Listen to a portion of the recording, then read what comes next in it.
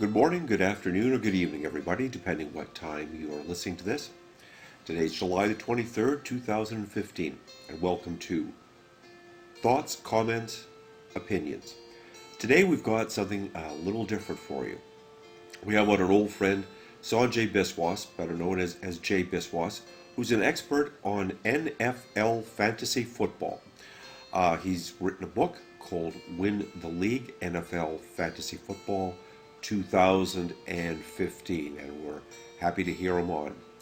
Please listen through to the end because we'll have a few announcements about our upcoming guests, and also we'll do a pitch for a sponsorship.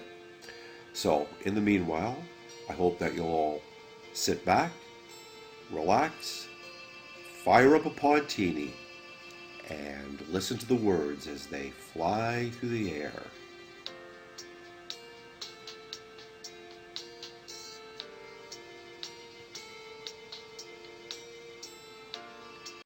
And on the line we have Jay Biswas from New Orleans.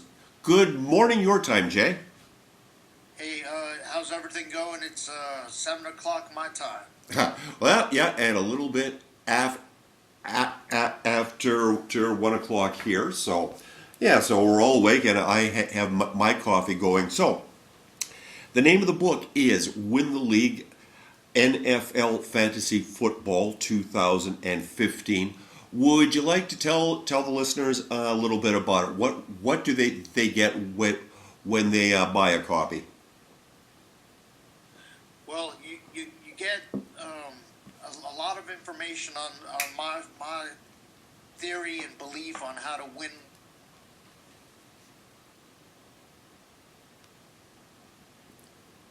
the league in fantasy football. A lot of magazines just give you players' names and stuff, but I'll give you strategy, how to draft, and what are good players to pick up in the draft order, and also players that could be busts. Looking at rookies coming out of the draft, what you should expect from them, and then a lot about maybe. With the gambling, you have to play the odds. So we also I also talk about odds and putting best odds in your favor to win the league. Fantastic. Now, how long have you been playing fantasy football yourself? I've been playing since the year 2000. Yeah, and you obviously, seeing as how you wrote a book on it, you're successful at it.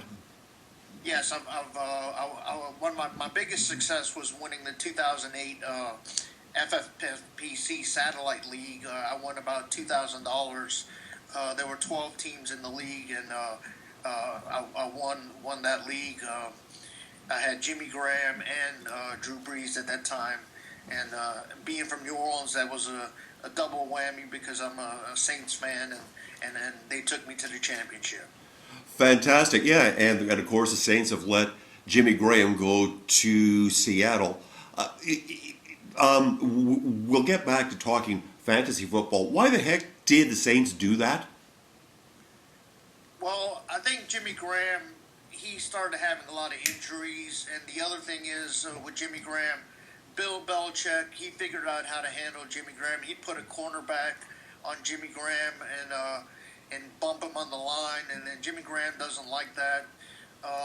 Jimmy Graham's been injury prone lately, and also for the money that you pay Jimmy Graham, the Saints wanted to cut the salary cap, allow more money to be spent on offensive linemen, and they brought in C.J. Spiller, they brought in Max Unger, so they have a good running back and a good center. So it was a good trade for the Saints because they're leaning more towards the run this year. They re-signed Mark Ingram, who's a good running back as well. That's the way I look at it too, and yeah, I think that picking up Max Unger was a really good move for them. Getting back to fantasy, for anybody listening who they've obviously heard of fantasy football. That there's millions of players. But for anybody who doesn't really understand how it works, how does starting, for rookies, you decide I want to play fantasy football. how do you go about it, and what does a team look like? Well, that's one good thing about our book is my book is that we have different levels. We address people that don't know anything about football. A lot of women are interested in fantasy football, and not that they don't know about football, but they don't know about fantasy football. And we address the different types of leagues, the auction leagues, the regular drafting leagues, um, how teams are set up, how you do a draft, and basically a regular team would have a quarterback, two running backs, two or three wide receivers, a tight end, a kicker, and a defense. Sometimes instead of having three receivers, you'll have two receivers and a flex position, and the flex position would be um, either a running back, wide receiver, or tight end. And the way fantasy football works is each week you set your lineup based on the players that you think will perform the best that are on your roster, your draft players, and the players get points. So sometimes passing touchdowns by your quarterback is 6 points, or it could be 4 points. 10 yards of rushing is equal to 1 point. Any touchdown is 6 points. So receptions in PPR leagues, points per reception leagues are usually 1 point per reception. Standard leagues don't have PPR, so that's also important to know what kind of league you're playing in. If you're in a standard league, you'd want a running back that you don't worry about that he doesn't catch many catches. But if you're in a points per reception league, you want a running back that catches passes. Yeah, and the NFL being more and more passing league, are running backs worth as much as they used to be? In other words, if you're in the draft room, in a 10-team league, or you're doing it online or on the phone, or however you do it, what sort of draft order would you be looking at? Ideally. Well, there's a lot of lean in the industry today to go to a zero running back theory. What that is a lot of running backs, since they handle the ball so much, they get injured. A lot of running backs that are drafted in the first two rounds are bust. They don't perform to what their draft position is, and a lot of people will go ahead and draft two receivers and then a quarterback, or two receivers, a tight end, and then a quarterback, and then draft a bunch of running backs hoping that one of the running backs hits big. I do not subscribe to that philosophy. I believe that running backs are the most important commodity in fantasy football, and that I think, sure, there's a bust rate on running backs, but if you load up on running backs early in the first few rounds, like a running back in the first round, a running back in the second round, then a receiver in the third round, and then a running back in the fourth round, that gives you the best chance to get two good running backs. And running backs, it's all about touches, and running backs have the most touches, second to the quarterback.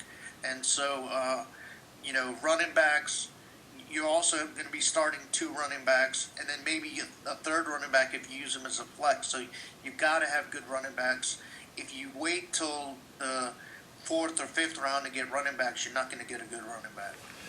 Speaking of specific running backs, DeMarco Murray, of course, had a phenomenal year for Dallas last year. He's gone to Philadelphia. Now, from what I've read, on Grantland and ESPN, and a few other places, is beware of DeMarco Murray, because last year was the only year that he didn't get carried off the field on a stretcher at some point.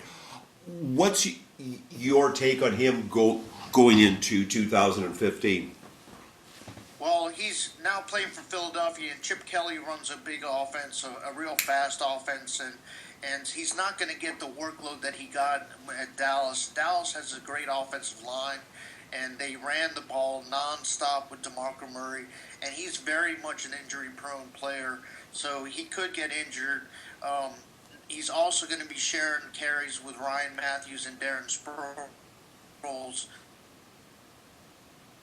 So I definitely think his workload is definitely going to decrease.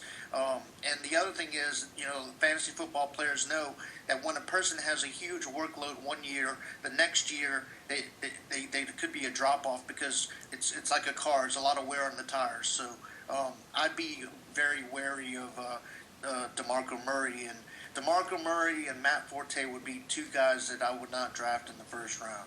Matt Forte, really? Okay. Yeah, because he catches a lot of passes for the Well, Bears. The problem with Matt Forte is also he's getting older, but now John Fox is the coach, and John Fox is a very run heavy coach, and whereas Mark Trestman loved to throw the screen pass, and so Forte did great with Mark Trestman, but with John Fox, he's going to be more run heavy and not be as pass heavy as Trustman was. The other thing is they lost Brandon Marshall, so all they have is Alshon Jeffrey. So there won't be a lot of before they had two great receivers that were opening up the field, so there was a better chance that Forte would have less easy to be open to get screen passes. So I think Forte would be my number one bust in the first round. Okay, then. What about Adrian Peterson coming back from a year off because of, shall we say, legal difficulties? A year off, he's pushing 30. So on the one hand, he's well rested. On the other, what's your take on AP? Well, I think Adrian Peterson is a good draft pick because he's the opposite of DeMarco Murray. He's got one whole year off that he didn't play, and he's fully rested. He's been working out. He's ready to go. Plus, he's got a lot to prove to the league. That he wants to solidify his place as the best running back in NFL history, and off the field issues, he wants to put that behind him and show that he's a great player. And also with Teddy Bridgewater, they've got a good quarterback, a breakout quarterback in my opinion, with Mike Wallace blowing the top off, and then Charles Johnson as another good receiver. That'll open up the defensive line, so they won't load up the box for Adrian Peterson. I expect him to have a great year. Yeah, and I expect the Vikings in general to have a really great year because I like the way that team was coming on last year. They lost a bunch of tough games, but you could just see all the pieces getting fit together there in Minnesota. Right, and they also have Cordell Patterson, who's a good receiver too, and they have a good tight end as well.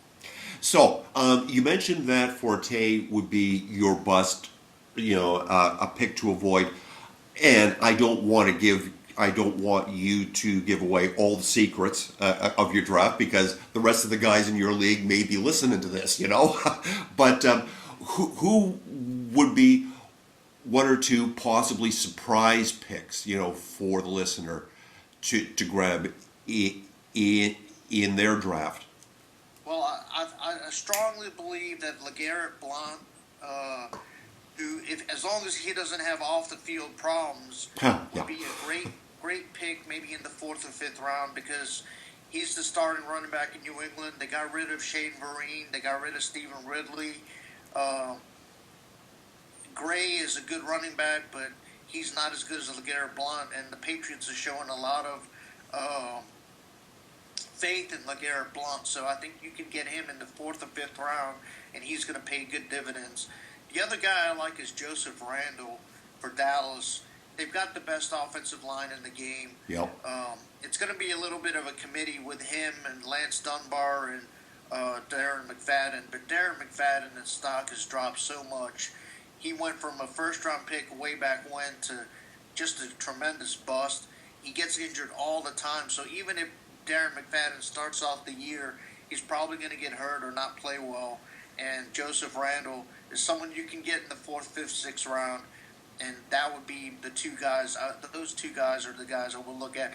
Also, Charles Sims is also good. He's an up and coming running back. He'll be in his second year at Tampa Bay, and Doug Martin has fallen off the cliff. So I see Charles Sims could be a fantasy surprise. You mentioned the Patriots and Belichick.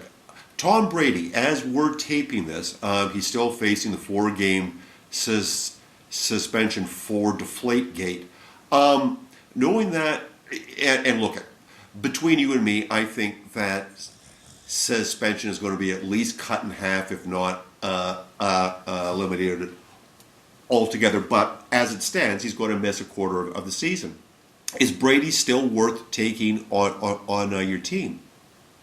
Well, I think if Brady's suspension gets removed from 4 to 2 games, you definitely can take him in the 8th round, and he'll be a great quarterback to get.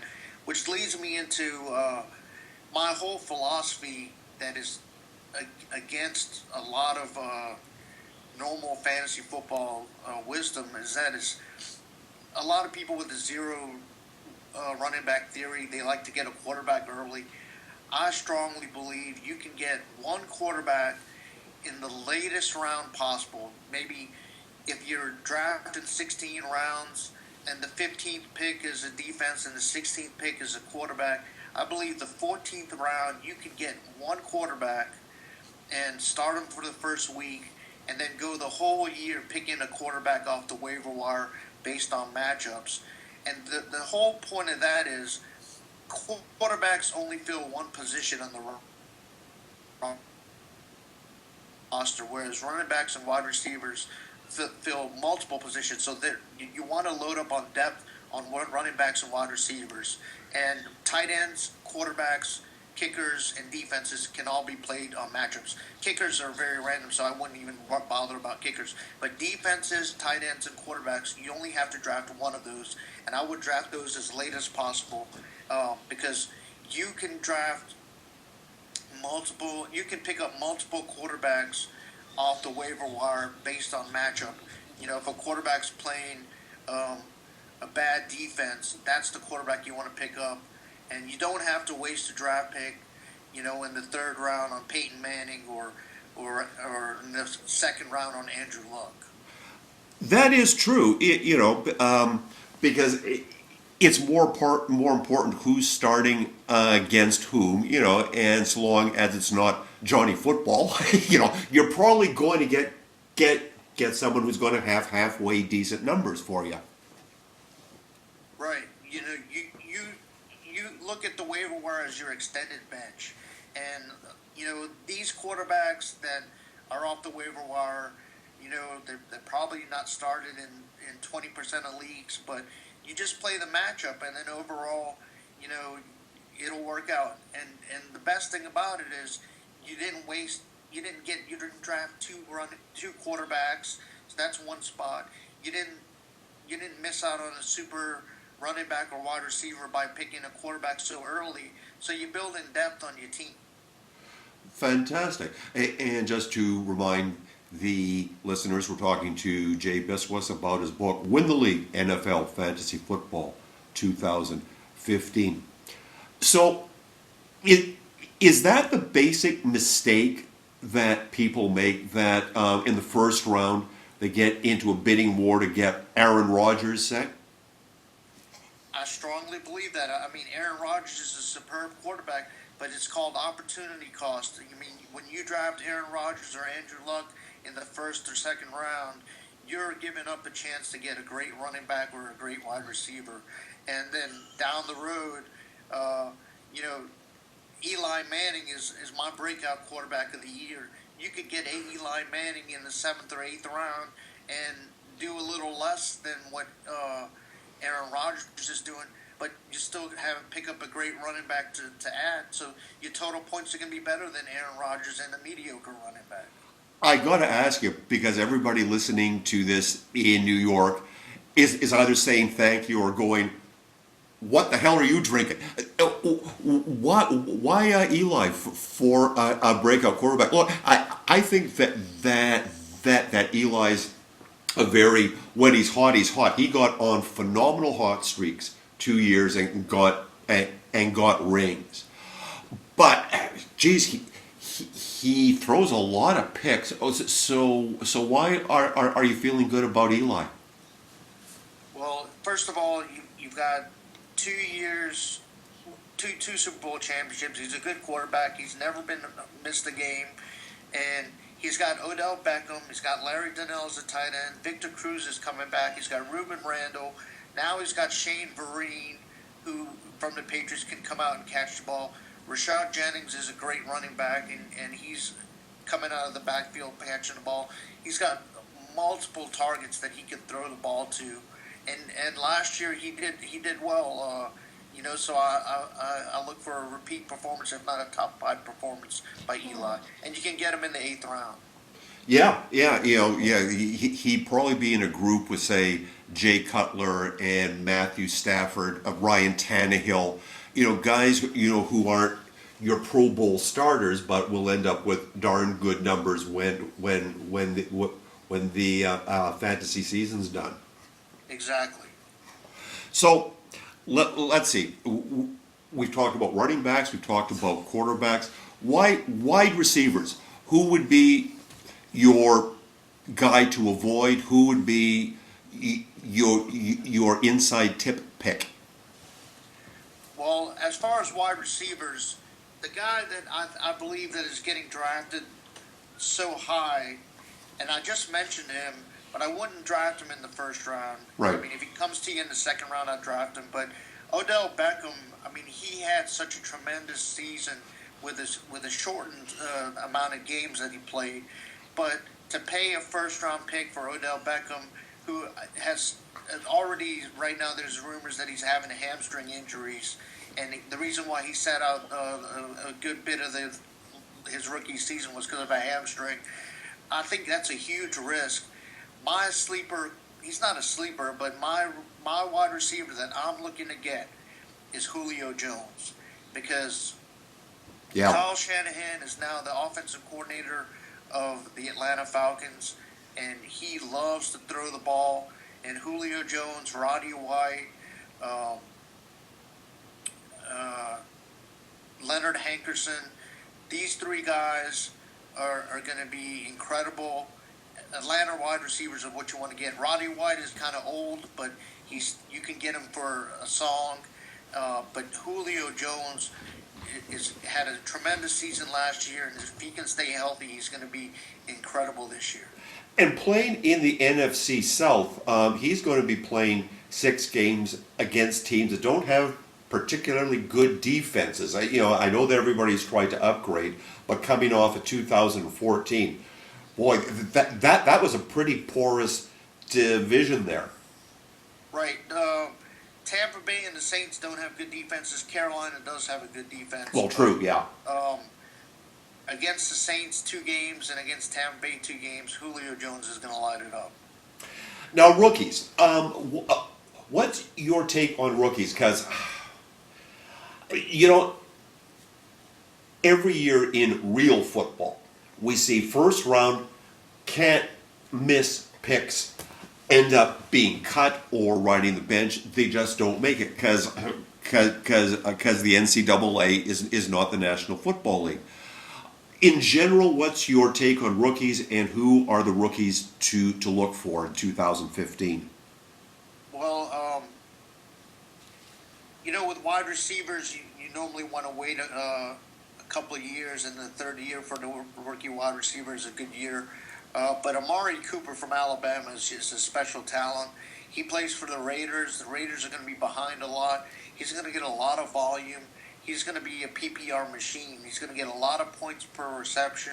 And I think Amari Cooper is going to be a great player. And then Melvin Gordon is a great running back. He's going to be playing for San Diego. Melvin Gordon is a tremendous running back. But the guy I really like that you can also get later than Melvin Gordon is T.J. Yeldon. He's playing for Jacksonville. He played for Alabama, and he's going to be the the bell cow, getting a lot of carries at Jacksonville. A lot of people they avoid crappy teams, but T.J. Yeldon is a special talent, and he's going to get a lot of carries in Jacksonville because he's going to be the only show in town. They do have Allen Robinson, who's a good wide receiver, and Bortles is an up and coming quarterback. So I definitely think T.J. Yeldon would be someone you can get for value. Yeah, and great backs on lousy teams. The classic example would be Barry Sanders, who had one hell of a great career playing on a lot of really bad Lions teams. Right, and Adrian Peterson as well. True enough. True enough. So let's see. So we've gone through the Wookiees, the wide receivers, and so forth. The more or less specialty spots on a fantasy roster, the defense and the kickers. Kickers, should you just sort of pick one at random who you think is going to make the team? Is there any strategy at all in choosing a kicker? Well, a lot of people will pick a kicker based on a team that scores a lot. I'm not a fan of that because teams that score a lot normally don't kick a lot of field goals. They kick a lot of extra points. So I go with the best kicker that you look at. Just look at your rankings that you have, and based on who's been a good kicker over time. Don't draft the kicker from Green Bay because you feel Green Bay is going to have a lot of scoring opportunities, because that means they'll probably score a lot of touchdowns and he won't get a lot of field goals. So Gostkowski for New England. New England's got a lot of they score a lot, but they don't score as much as Green Bay or Denver. So he's a great kicker, but he'll go early when it comes to kickers. So I think kickers are random. You can get any kicker.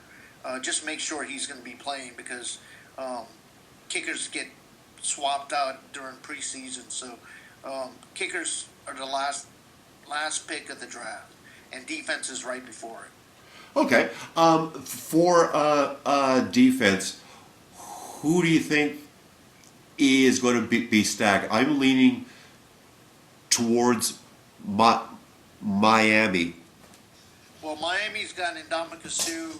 They have Cameron Wake. They have a great defense. That's a good defense to pick up. Seattle's always got a strong defense. 49ers have a strong defense. But like I said, those defenses will probably be gone. So just pick a good defense. Arizona's always has a good defense. But like the waiver wire, defenses are droppable. You're only starting one defense, so pick any defense right before you pick your kicker and your, that's what I would do. We're coming near the end of our time. Is there anything that I haven't asked you that you'd like the listeners to know about fantasy? Any hints on strategy? Any players we haven't mentioned? Anything at all, Jay? Well, I like to say that I appreciate your time interviewing me, and fantasy is a great sport, but you gotta keep on. You gotta watch as much football as you can to know the breakout players during the season, because doing a good draft is one thing, but it's an ongoing game.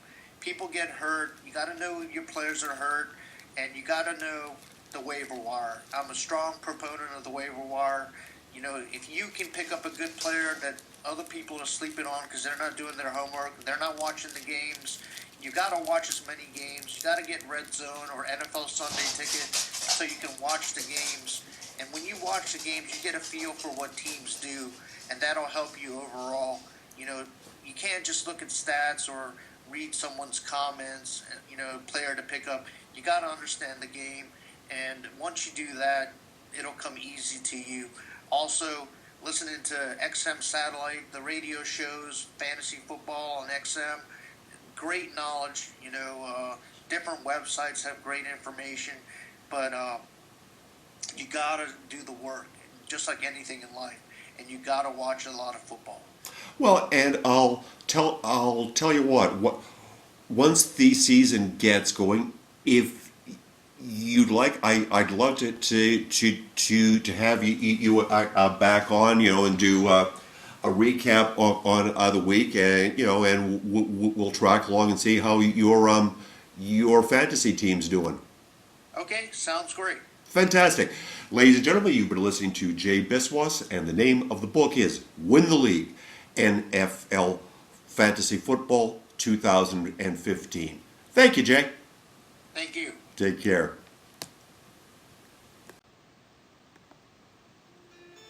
Hello and welcome back. And we hope that you enjoyed listening to Jay talking about NFL fantasy football. Pardon me. I'll let you know that we spoke after the podcast ended. And Jay has agreed to come back on weekly during the NFL season. And we'll have a little fun. We'll do our picks to click. And we'll talk a little fantasy and give you something a little different to listen to. Now then, upcoming guests. Tomorrow I'm going to be recording a podcast with Una Latchford, who's a visual artist here in Ireland. Next week, Colm Jackson, who's a top photographer. And we also have a couple of surprises coming up for you. As always, if there are any guests that you think that you'd like to hear interviewed on thoughts, comments, opinions, do let us know, because we do appreciate the feedback. Also, we have sponsorship opportunities. If you would like old Golden Throat, that would be me, to read out ads for your company or business, contact us. We'd be happy to do that. And seeing as how I'm gradually learning how to make a video podcast, we might even squeeze that in. But in the meantime, from all of us who work the late shift here in Ireland, good night, everybody.